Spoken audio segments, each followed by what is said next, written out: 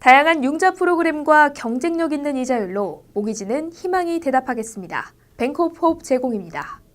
뉴저지 한인교회연합 러브 뉴저지가 한인뿐만 아니라 중국, 러시아, 일본, 히스패닉 등 다양한 민족과 함께 복음 축제를 열었습니다. 건강한 이민교회와 목회자를 만들어가는 목회적 돌봄 선교센터가 롱아일랜드 뉴아이드파크에 상담센터를 개원했습니다.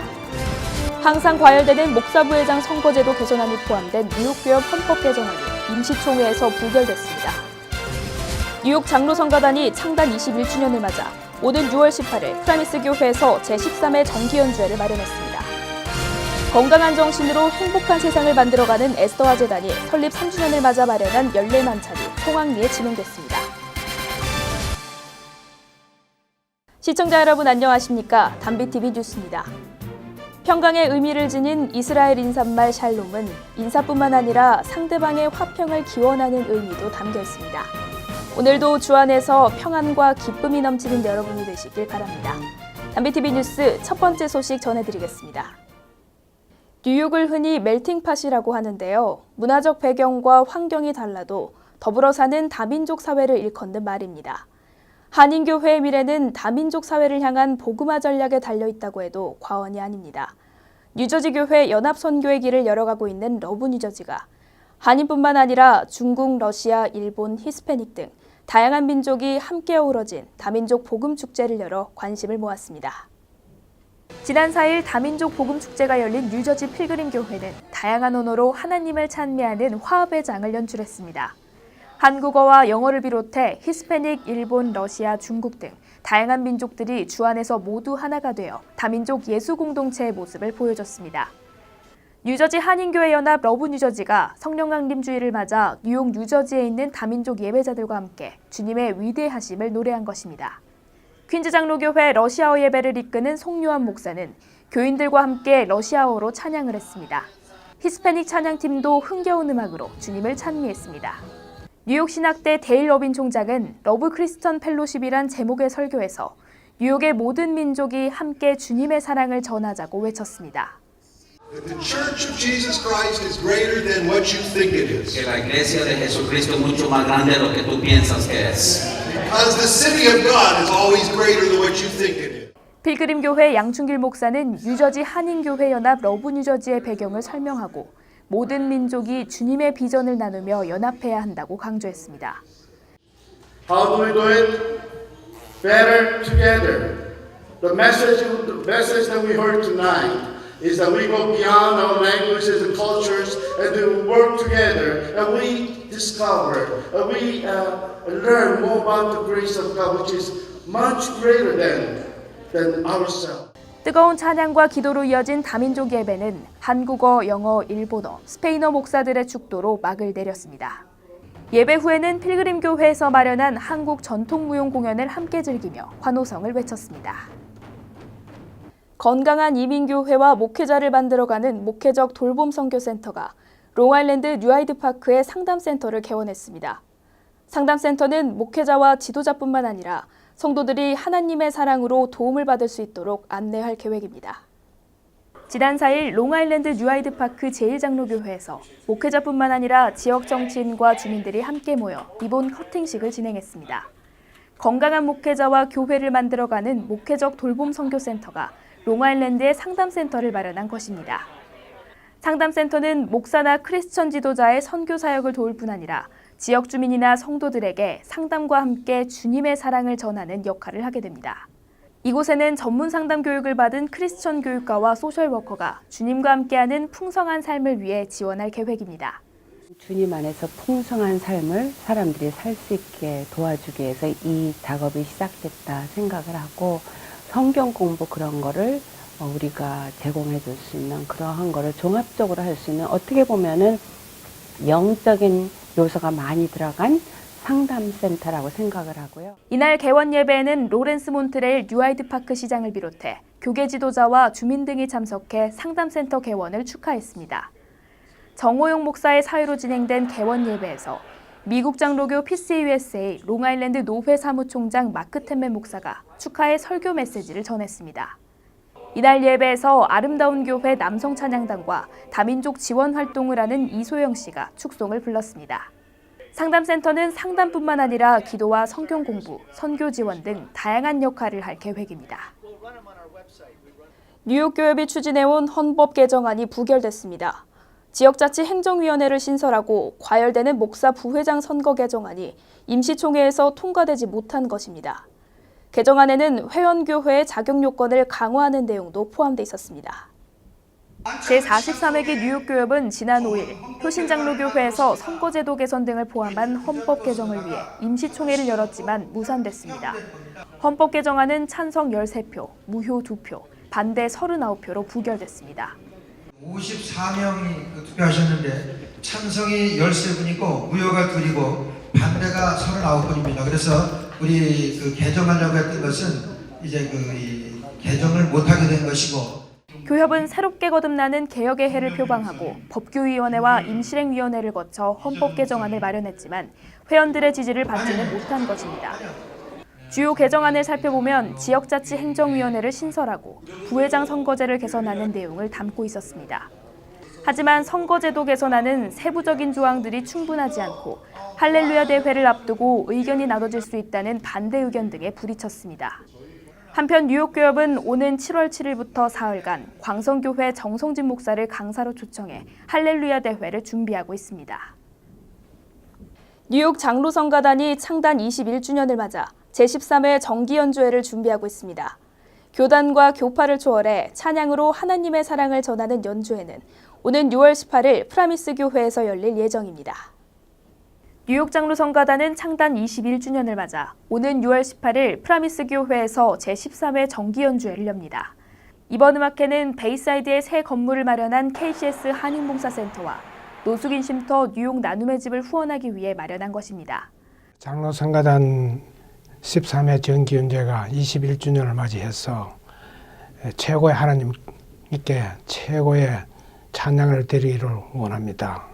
그리고 올해는 특별히 KCS 한인봉사센터와 그리고 나눔의 집의 후원을 위한 이 정기연주를 갖게 되었습니다.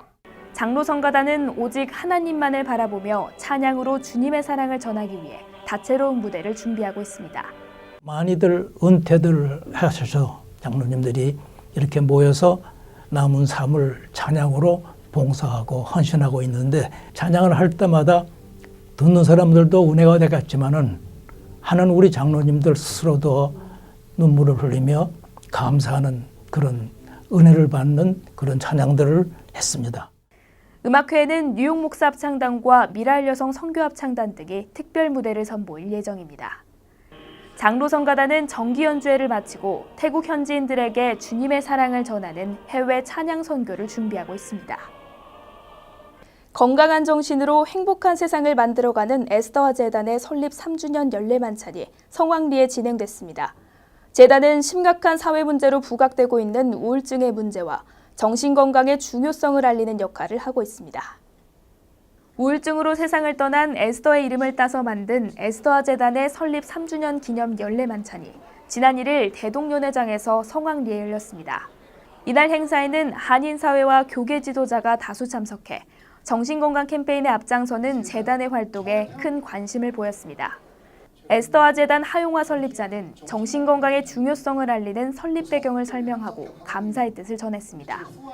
그때서야 저는 그 어려움을 겪고 나서 정말 세상에는 아픈 분들이 많고 또 마음에 있는 속에 담아둔 이야기를 하지 못하고 사시는 분들이 너무 많다는 것을 이제 알았고 아프다고 소리를 지르시는 분들이 많다는 것을 이때서야 깨닫게 됐습니다. 재단은 이날 인구루드 병원과 플러싱뱅크, 솔로몬 그룹, 유나이티드 헬스케어 등에게 감사패를 전달했습니다. 또 재단에서 운영하는 힐링 캠프 등을 지원해준 후러싱 제1교회에게 사회봉사상을 수여했습니다. 후러싱 제1교회 김종호 목사는 힘겹게 살아가는 한인들이 서로 나누고 위로하며 더불어 사는 한인 사회가 될 수 있길 바란다고 기도했습니다. 에스더와 재단은 인구루드 병원과 함께 힐링 콘서트를 열고 건강한 사회를 만들기 위해 힐링 캠프 등을 운영하고 있습니다.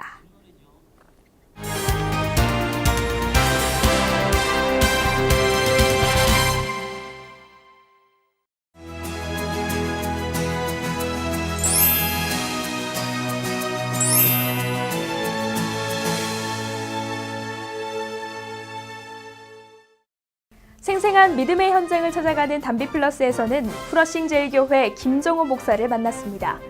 애틀란타 한인교회에서 성공적인 목회를 이끌었던 그는 뉴욕에서 선교지라는 도전 정신으로 예수님이 살아 숨쉬는 행복한 교회를 만들어가고 있습니다.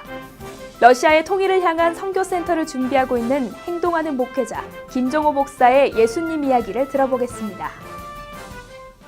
김정호 목사는 뉴욕을 선교지라고 생각하고 강인한 개척 정신으로 젊은이에게 하나님의 비전을 심어주는 데 힘을 모으고 있습니다. 보이지 않는 곳에서 묵묵히 하나님의 사랑을 실천하는 섬김의 리더를 세우고 모든 교인이 주님과 함께 행복해하는 교회를 만들어가고 있습니다. 러시아 블라디보스톡의 통일의 길을 열어갈 수 있는 선교센터를 지원하는 김 목사의 행동하는 삶을 들여다보겠습니다.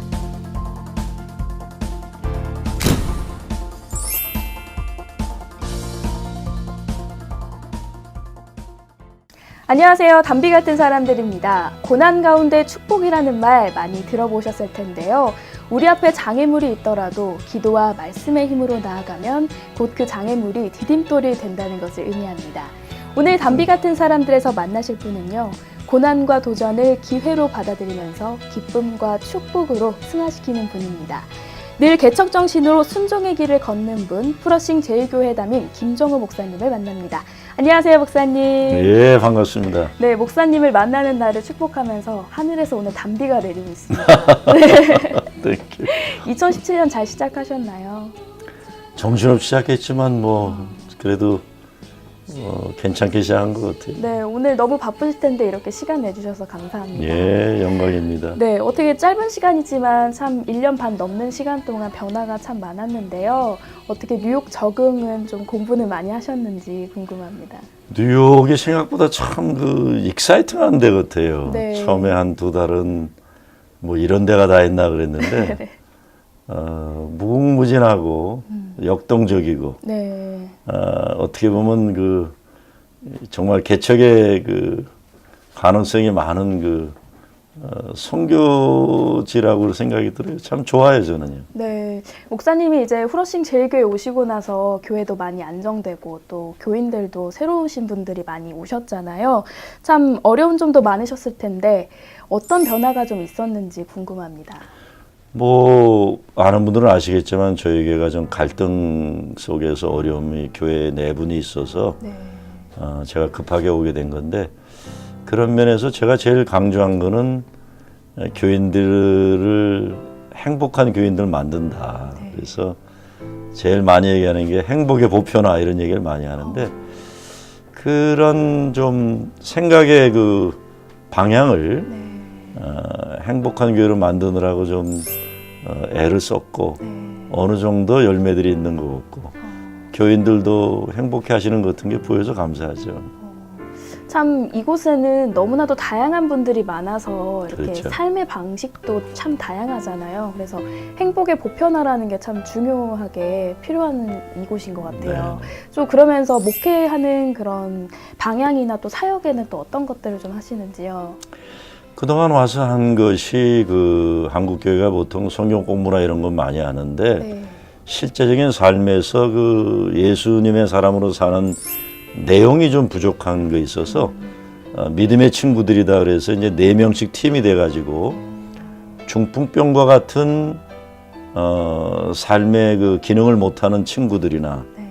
무너지고 망가진 사람 삶의 현실을 회복시키는 캠페인을 했는데 감사하게 이제 영어권 청년들 또 한어권 청년들 중고등학생들 호응이 좋아요. 그래서 지금 70개 정도 팀이 매주 모여서 무엇이라도 무너지고 망가지고 아픈 현실을 사람도 그렇고 망가진 집도 고쳐준다든가 홈리스들 노숙자 목회를 한다든가 전도를 한다든가 근데 감사한 게 이제 젊은이들이 열심히 해주니까 그게 굉장히 좋은 게 됐고 목사님께서 이제 다음 세대, 특별히 북한 선교 이런 거에 통일에 대한 관심이 많으시잖아요.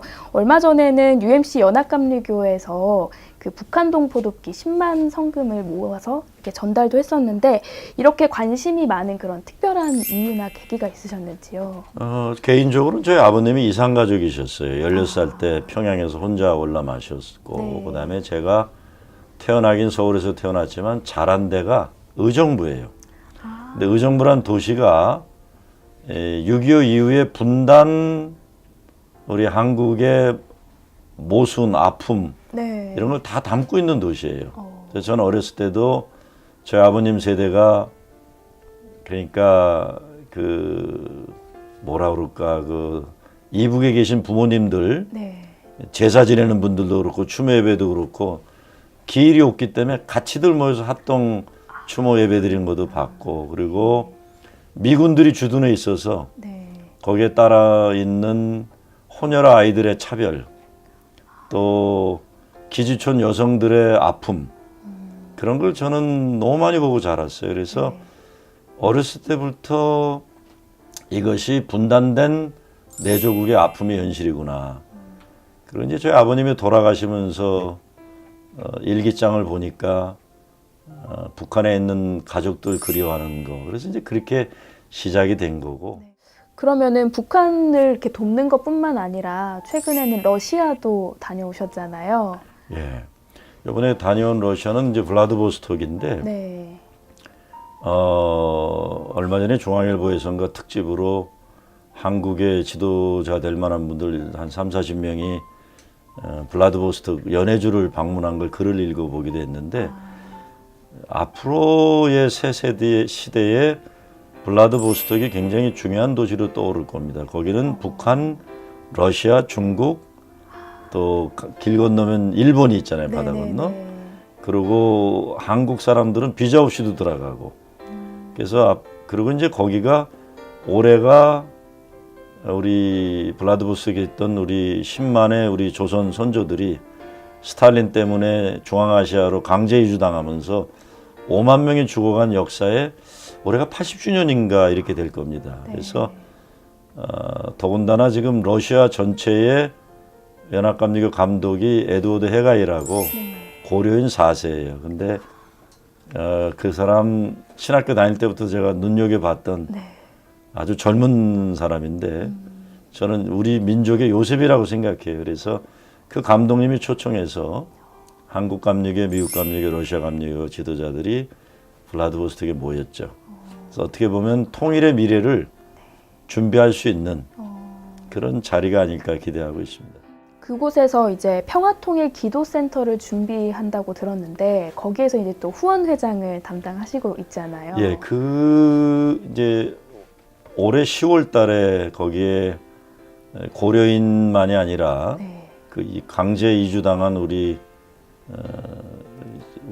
선조들의 아픔을 기념하는 행사가 열리게 돼요. 그래서 이번 기회에 정말 미래의 통일도 준비하고 또 우리 고려인만이 아니라 러시아 선교를 위해서 거기서 정한 이름의 평화통일 기도센터라고 그래서 그거를 할 수 있으면 좀 돕고 싶어서 제가 뭐 부탁받았길래 그냥 순종하기로 했습니다. 그 기도센터가 단지 우리가 기도를 하고 뭔가 함께 염원하는 그런 곳이 아니라 제가 봤을 때는 더 다양한 역할을 할 수 있을 것 같아요. 종합선교센터죠. 그러니까 고려인들만이 아니라 러시아인들 그리고 거기에는 북한 사람들도 많이 들어와 있어요. 블라디보스톡에는. 그러니까 북한 선교에 좋은 그 센터가 되리라 이렇게 기대를 하고 이미 지금 블라디보스톡하고 북한에는 기차가 연결되어 있어요. 근데 조금만 지나면 아마 기차로 자유롭게 다닐 수 있는 길이 열릴 거라고 생각합니다. 훈춘 쪽에 있는 중국을 통해서는 중국은 종교 활동을 굉장히 억제를 하는데 러시아는 그렇지 않아요. 지금 당장은 좀 어렵지만 앞으로는 블라디보스톡을 통해서 북한 선교의 길이 기차로 잘 열리리라 이렇게 생각합니다. 또 러시아의 UMC 유레시아 연회가 활동하면서 많은 성과가 있었잖아요. 어떤 것들이 좀 있었나요? 지금 가장 큰 거는 신학교가 세워져서 그건 상당히 크게 미국 감리교단도 투자를 했고 한 100개 교회 정도가 이 교회가 세워졌습니다. 그런데 러시아 선교가 참 어렵긴 한데 제가 유라시아 그 선교 후원 회장을 하는 그 이유 중에 하나는 러시아의 선교, 중앙아시아 선교는 우리 미국에 있었던 감리교 선교사들의 그 업적입니다. 첫째 뉴욕에서 간 조영철 목사가 소비에트 유니언 당시에 문이 안 열릴 때 모스크바 선교를 해서 또 돌아가셨지만 우리 박준성 목사님이시라고 러시아 선교하다 이제 돌아가셨는데 그분들이 뿌려놓은 씨앗이 지금 러시아 교회 감리교 지도자들이 다 고려인들이에요. 거의 다. 중앙아시아도. 그래서 가보면 하나님이 이렇게 예비하셨구나. 우리 민족의 고난의 디아스포라 역사 속에서 중국도 마찬가지죠. 중국의 한족교회 몇만 명 교회 담임도 우리 조선족 동포들이 담임을 해요. 그래서 분단의 역사 가운데, 그거는 분단보다 일제의 압박 가운데도 하나님이 오늘의 그런 선교의 길을 열어놓으셨다 생각하기 때문에 너무 감사한 마음으로 동참하고 있습니다. 이제 좀 제가 미국에 와서 보니까요. 미국에서 자란 이런 한인 2세들 그리고 3세들은 북한에 대해서 좀 적지 않은 혼란을 좀 갖고 있는 것 같아요. 우리 기성세대들이 한인 청소년들한테 어떻게 북한에 대해서 올바른 북한관을 좀 성립하게 할 수 있는지. 저는 이제 미국 언론이나 이런 데서 북한을 얘기할 때 아주 이상한 나라로 보여주고 그러는 게 참 좀 가슴 아파요.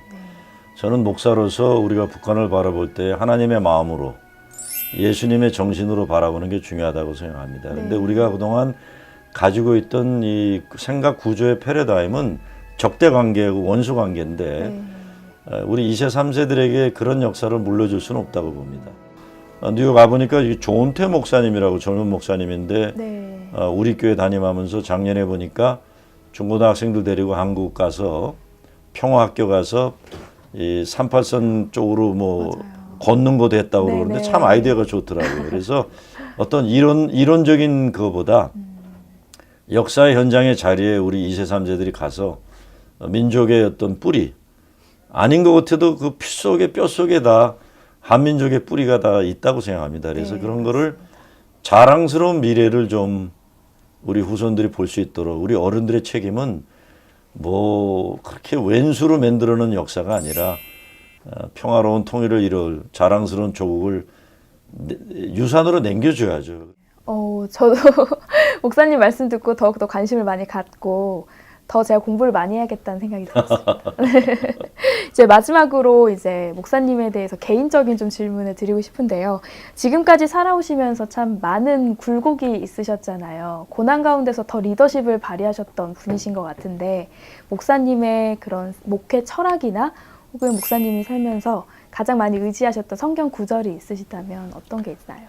제가 얼마 전에 20 초반에 딸을 잃은 부모와 친구들과 함께 묘지에 가서 추모 예배를 드리는 지난주에 그런 일이 있었어요. 근데 도대체 무슨 성경 구절을 가지고 내가 이분들에게 말을 할 수 있을까? 뭐 진짜 며칠을 고민했는데 요한복음 3장 16절이 제 마음에 떠올랐어요. 뭐 어린애들도 잘하는 건데 그것만큼 인간의 말로 위로가 안 되고 소망이 안 되는 삶의 현실에서 줄 수 있는 복음은 요한복음 3장 16절인 것 같아요. 하나님이 세상을 이처럼 사랑하신. 그래서 그 말씀 좀 나눴어요. 그리고 제가 목회도 그러지만 사람마다 겪어야 할 나름대로의 고난에 몫이 있는 것 같아요. 그런데 그럴수록 예수님 붙잡고 그럴수록 하나님의 은혜에 의존하고 사는 거죠. 그래서 제가 특별히 뉴욕에 와보니까 뉴욕이라는 데가 각박한 데예요. 그래서 제가 우리 부목사들하고 제일 많이 얘기하는 게 우리의 사명은 이분들을 예수로 행복하게 만드는 거다. 예수로 행복하지 않으면 살 수가 없어요. 제가 작년부터 30일 특별 새벽 기도를 하면서 기도 제목을 받았는데 기가 막혀요. 기도 제목들이. 목사님 우리 아들이 방에 들어가서 3개월째 안 나와요. 어느 대학생 아이는 목사님 저 정신병에 걸렸는데 병원에서 못 치료받아요. 사람마다 갇혀있는 감옥들, 무덤들이 있는데 저는 목사로서의 사명이 그걸 열어주는 거라고 보고 예수님 때문에 삶의 어떤 현실이 있어도 진짜 천하의 행복한 사람들로 저는 행복의 보편화라는 게 그거예요. 가정이나 자기 스스로 행복하기 어려운 사람은 교회 공동체가 행복을 도와주는 거죠. 그래서 제 관심은 예수로 행복한 교회 되는 것. 그거죠. 참 어둠 속에서는 빛이 되고 또 가뭄 가운데서는 반가운 단비가 되고 그런 목사님이시란 생각이 듭니다. 아유, 땡큐. 감사합니다. 참 시청자분들이 기쁘게 지금 이 인터뷰를 바라보실 것 같은데요. 네, 고마워요. 오늘 이렇게 말씀 귀하게 나눠주셔서 감사합니다. 네, 다음에 또 땡큐. 찾아뵙도록 하겠습니다. 감사합니다.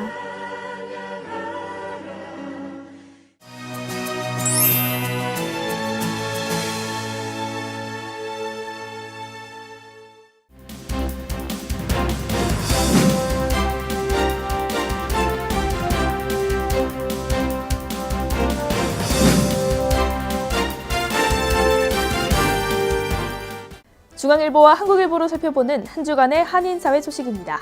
먼저 중앙일보부터 살펴보겠습니다. 한국 인사청문회에서 위장 전입 논란이 불거진 가운데 유학생과 주재원 등 해외 장기 체류자들이 한국 내에 주소를 두는 것이 위장 전입인지에 대한 갑론을박이 이어지고 있습니다. 이에 대해 한국 정부는 해외 장기 체류자들이 한국 내 주소를 보유한 것은 위장 전입이 아니다라는 공식 입장을 밝혔습니다. 또 위장 전입이란 거짓 사실을 신고한 사람 또는 이중으로 신고한 사람에게만 해당된다고 말했습니다. 플러싱 유니온 스트릿의 한인 상권 활성화 작업이 전개됩니다. 이미관 유니온 상임번영 회장은 이달 말부터 간판 철거 작업을 시작으로 상권 홍보 활동과 웹사이트 운영에 나설 계획이라고 밝혔습니다.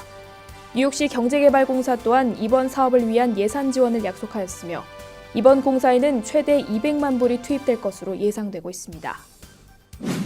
2017-2018 회계연도 뉴욕시 예산안이 확정됐습니다. 이번 예산안은 새 회계연도를 한 달가량 앞두고 합의돼 1992년 이후 가장 빠르게 합의된 것입니다. 예산 규모는 현 회계연도보다는 31억 달러가량 증가한 액수인 852억 달러이며 사회적 취약계층과 학생 청년 지원 사업 예산이 좀 더 확보된 것으로 알려졌습니다. 요즘 뉴욕시에서 노인을 대상으로 한 묻지마 폭행이 발생해 충격을 주고 있습니다. 마주 걸어오는 노인에게 이유 없이 방망이를 휘둘러 폭력을 가하는가 하면 현금과 지갑을 빼앗는 등의 사건이 연이어 발생하니 외출 시 더욱 주의가 요구됩니다. 다음은 한국일보를 살펴보겠습니다. 뉴욕주 공립학교 교과서에 동해병기에 관한 법안 입법 시도가 위기에 처했습니다. 회기 마감이 보름 남짓 남았지만 상하원 모두 본회의에 상정조차 못하고 있어 자동 폐기가 기정사실화되고 있기 때문입니다. 동해병기 법안이 5년 연속 무산되고 있는 가장 큰 원인은 무엇보다 정치인들 간의 정파 싸움에 휘말렸기 때문으로 분석되고 있습니다. 혁신적인 스타트업 기업을 창업한 외국인 사업가들은 앞으로 5년간 합법 체류가 허용되고 취업 영주권 신청도 할 수 있게 됩니다. 연방국토안보부는 외국인 혁신 사업가 면제 정책을 고시하고 곧 시행에 들어간다고 발표했습니다. 이민 당국에 따르면 프로그램을 신청하기 전 25만 달러 이상의 투자금을 유치하거나 미 정부로부터 10만 달러 이상의 지원을 받았다면 프로그램 수혜가 가능하다고 말했습니다. 당국은 연간 3,000명 이상이 이 프로그램의 수혜 대상이 될 것으로 예상하고 있습니다. 뉴저지주 예비선거가 다가온 가운데 이번 선거에 도전장을 내민 한인 후보들의 결과에 벌써부터 관심이 뜨겁습니다. 뉴저지주 하원 37선거구는 뉴저지 중에서도 한인 유권자 수가 가장 많아 결집만 된다면 마가렛 안 후보가 본선에 진출할 가능성이 큰 상태며 39선거구에서도 제니정 시의원이 사실상 본선행을 확정지은 상태입니다. 이 밖에도 시의원 선거에 출마한 한인 후보 3명과 잉그루드 클립스의 글로리아 오 시의원, 포트리의 폴륜 한인 회장, 오라델의 미리암 유씨 등의 당선이 유력시되고 있는 상황입니다. 모든 고용주가 직원에 대해 전자 고용 자격 확인 프로그램을 사용하도록 하는 방안이 추진되고 있습니다. 특히 연방정부가 이 프로그램을 위한 예산을 책정하는 등의 움직임을 보여 관심이 쏠리고 있습니다. 이는 앞으로 신규 직원을 채용할 경우 반드시 이 프로그램을 통해 직원의 고용 자격 유무를 확인해야 하는 것이며 신규가 아닌 현재 직원에 대해서도 3년 이내에 고용 자격을 확인하도록 규정하는 것입니다. 이는 불법 이민자를 고용하는 고용주에 대한 감시와 처벌을 강화하는 것으로 보입니다. 지금까지 신문으로 살펴본 한 주간의 한인사회 소식이었습니다.